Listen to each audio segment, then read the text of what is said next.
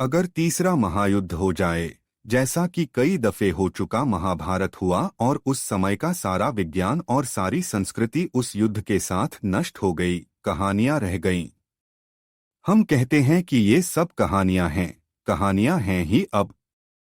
अगर तीसरा महायुद्ध हो जाए और सारी दुनिया नष्ट हो जाए, जैसा कि संभव है, और जब भी दुनिया नष्ट होती है युद्धों में, तो उस दुनिया में जो सर्वश्रेष्ठ विकसित लोग होते हैं वे सबसे पहले नष्ट होते हैं।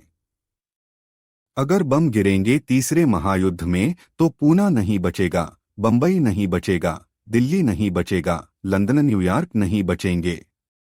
अगर बच भी सके तो बस्तर की पहाड़ियों में छिपे हुए कुछ आदिवासी बच जाएंगे, हिमाचल प्रदेश के पहाड़ों में रहने वाले कुछ लोग बच जाएंगे। इन पर कोई एटम बम गिराने की कोशिश नहीं करेगा। इनको खोज खोज कर एटम बम गिराना बहुत महंगा भी पड़ेगा। लेकिन दुनिया के सब विकसित सेंटर, यूनिवर्सिटीज, विज्ञान के भवन सब गिर जाएंगे। यह पहले गिर जाएंगे। और पीछे जो बचेंगे अविकसित लोग, उन्होंने भी रेलगाड़ियां देखी थी। 2-3 पीढ़ियों के बाद बच्चे कहेंगे कि नहीं हो सकती। ऐसा हो कैसे सकता है? क्या प्रमाण है? कोई प्रमाण नहीं रह जाएगा। योग की कला के साथ भी वैसा हुआ है। बहुत बार कला विकसित होती है, फिर अनेक कारणों से खो जाती है। उनमें बड़ा कारण तो हम ही होते हैं कि हम उसे बर्दाश्त नहीं कर पाते क्योंकि उसके खतरे हैं। यह मैं आपसे कह रहा था कि चेतना से चीजों में अंतर पड़ता है। ऐसा योग का तो बहुत सरल सा प्रयोग है। सदाका की चीजों में अंतर पड़ता है। चेतन होने से अंतर पड़ता है। लेकिन अब विज्ञान इसके लिए राजी हुआ, और राजी तब हुआ। हम एक कंकड़ को देखें तो कोई अंतर तो नहीं पड़ता, कंकड़ को कितना ही हम देखते रहें क्या अंतर पड़ता है? कंकड़ कंकड़ बना रहता है। कितनी चेतना एकाग्र करें, कंकड़ कंकड़ ही रहे थे। लेकिन जब से इलेक्ट्रॉन को देखने की कोशिश करते हैं तो इलेक्ट्रॉन की चाल डगमगा जाती है। ऐसे ही जैसे आप बाथरूम में नहा रहे हैं तो आप अपनी मौज में होते हैं, मुंह बिचकाते हैं, आईने में हंसते हैं, भूल जाते हैं कितनी उम्र है। फिर अचानक आपको पता लगे कि कोई आपके बाथरूम के कीहोल में झांक रहा है, आप एकदम सजग होकर खड़े हो जाते हैं। अगर फिल्मी गाना गा रहे थे तो एकदम से भजन गाने लगते हैं, कुछ और करने लगते हैं। तो यह तो हम मान सकते हैं कि हाल में से आपको देखा जाए तो आप बदलते हैं। लेकिन वैज्ञानिकों का कहना है कि जब हम इलेक्ट्रॉन को बहुत खुर्दबीनों से देखते हैं तो वह जैसा चल रहा था उसको बदलकर चलने लगता है, तो बड़ी हैरानी की बात है। इसका मतलब यह हुआ कि ऑब्जर्वेशन जो है, निरीक्षण जो है, वह परिवर्तन ले आता है। कल मैंने आपसे बात की थी एक ईसाई फकीर की जिसने ऑक्सफोर्ड की एक प्रयोगशाला में बीजों को आशीर्वाद दिया है। उसी फकीर के एक बीज को आशीर्वाद देने के साथ एक और अद्भुत घटना घटी। वह अपने गले में क्रॉस लटकाए हुए था और हाथ जोड़कर उस बीज के ऊपर झुका और उसने प्रार्थना की, और जब उस बीज का फोटो निकाला गया तो हैरानी हुई। और उस बीज के भीतर उसके छाती से लटके क्रॉस के चित्र भी आ गए। बड़ी हैरानी की बात है, जब वह प्रार्थना करने को झुका तो उसका क्रॉस भी उस बीज के पास पहुंचा, लेकिन बीज के भीतर क्रॉस का चित्र। यह कैसे संभव हुआ? क्या उसकी प्रार्थनाएं, उसका बीज पर गया हुआ ध्यान इस चित्र को भी उसके भीतर संवादित कर सका? क्या बीज ने भी रिस्पांस किया? क्या बीज ने भी उत्तर दिया इस प्रार्थना का? क्या बीज ने हृदयपूर्वक स्वीकार किया उस फकीर को? योग का बहुत पुराना ख्याल है, ख्याल ही नहीं अनुभव है, कि जिस केंद्र पर हम भीतर ध्यान करते हैं वह केंद्र तत्काल सक्रिय हो जाता है। उसकी सक्रियता उसकी कलियों को जो बंद थीं खोल देती हैं, जैसे सूरज सुबह पक्षियों को जगा देता है। और ध्यान रहे, ख्याल आपने क्यों न किया जो सूरज आने के पहले ही घड़ी भर पहले पक्षी गीत गाने लगते हैं। अभी सूरज का रुख ही हुआ है, आने अभी आ भी नहीं गया, अभी बस आने का हुआ है, बस पक्षी गीत गाने लगते हैं, फूलों की कलियां खिलने लगती हैं। अभी सूरज आने को हुआ है, अभी आ ही नहीं गया, और फूल खिलने लगे, कलियां भीतर की तरफ, और आपके चक्र शुरू हो जाते हैं, सिर्फ जाना शुरू हो जाए और आपके भीतर अनूठे अनुभव होने लगते हैं। अभी 3 दिनों में न मालूम कितने मित्रों ने आकर न मालूम कितने अनुभव मुझे कहे। वे सदा से हुए अनुभव हैं। किसी को प्रकाश से तीव्र अनुभव होने भीतर शुरू हो जाते हैं, किसी केंद्र से फूटता हुआ प्रकाश, किसी को सुगंध का अनुभव भीतर होना शुरू हो जाता है। वह किसी केंद्र से फूटती हुई सुगंध है। किसी को संगीत के अनूठे नाद सुनाई पड़ने लगते हैं, किसी केंद्र से फूटते हुए संगीत की ध्वनियां हैं, नाद हैं, और अलग अलग अनुभव भीतर से प्रकट होने शुरू हो जाते हैं। जितना बड़ा जगत हमारे बाहर है, उतना छोटा जगत हमारे भीतर नहीं है। अभी हमने बाहर ही ध्यान किया है, इसलिए बाहर की चीजें सक्रिय हो जाएं। एक दो छोटे प्रयोग आपसे कहूं, जिससे आपको स्मरण में आ सके कि यह हो सकता है। रास्ते पर जा रहे हों, सामने आपके कोई चल रहा हो। 1-2 मिनट के लिए ऐसा करें कि ठीक उसकी चोंथी पर 2 मिनट तक उसके पीछे से आंख गड़ाकर देखते रहें, पलक न झपकें, पलक बिना झपके उसकी चौथी पर देखते रहें 2 मिनट तक।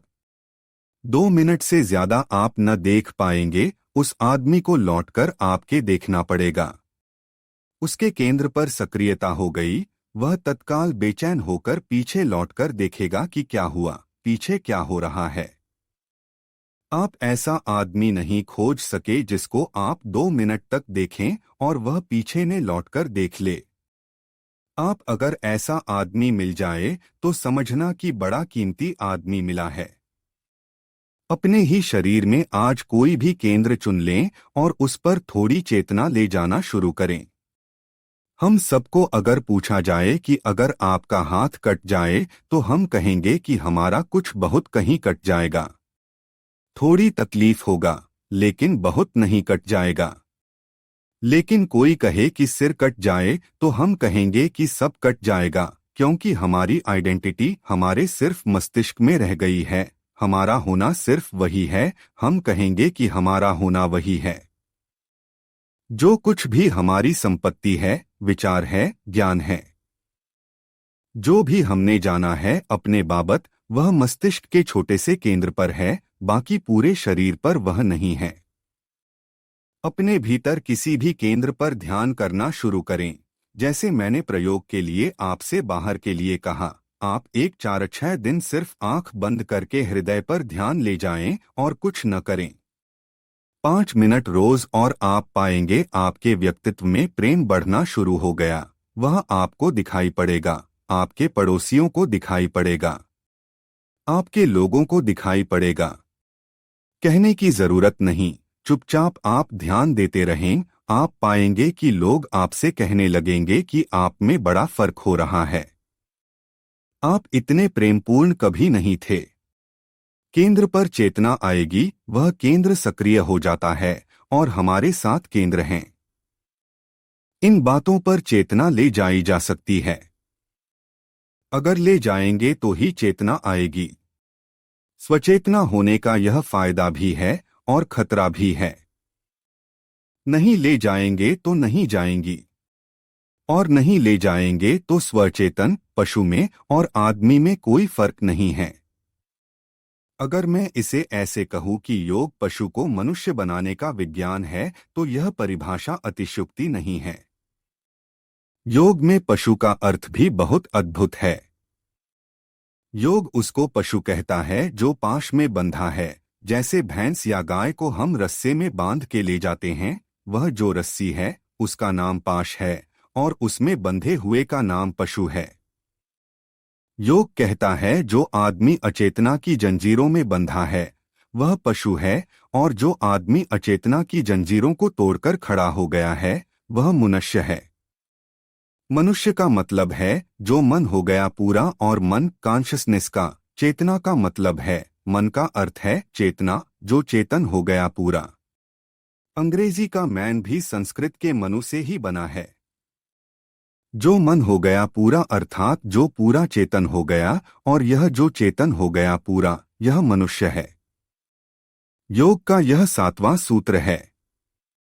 इस संबंध में 2-3 बातें और फिर बाकी सूत्र की बात कल आपसे करूंगा। 2-3 और बातें ख्याल में ले लेनी जरूरी हैं। जैसे मैंने कहा कि आदमी कभी कभी चेतन होता है, बाकी अचेतन होता है। इससे उल्टी घटनाएं भी घटती हैं। जिनको हम निरंतर अचेतन मानते हैं, वे भी किसी किसी क्षण में चेतन होते हैं। जैसे पौधा भी किसी क्षण में चेतन होता है, जैसे पत्थर भी किसी क्षण में चेतन होता है। इसी तरह मनुष्य से पिछड़ी हुई जातियां जीवन के किन्हीं क्षणों में चेतन होती है। पर ये घटनाएं बहुत मुश्किल से घटती हैं और कभी कभी घटती हैं। जैसे बुद्ध के वक्त में बोधिवृक्ष के साथ घटी। बुद्ध के मरने के 500 वर्ष तक बुद्ध की प्रतिमा नहीं बनाई गई, क्योंकि बुद्ध ने कहा था कि प्रतिमा मत बनाना, यह बोधिवृक्ष ही काम देगा, और 500 वर्ष तक बोधिवृक्ष की पूजा की जाती रही। 500 वर्ष बाद बुद्ध की प्रतिमाएं बनी, 500 वर्ष तक नहीं।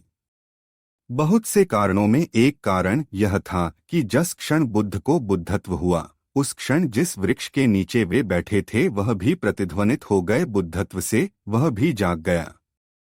वह साक्षी हो गया, वह अकेले ही साक्षी था, अकेला विटनेस था, बाकी कोई मौजूद नहीं था, वह साक्षी मौजूद था। आप कहेंगे कि वह वृक्ष कैसे अचेतन हो गया?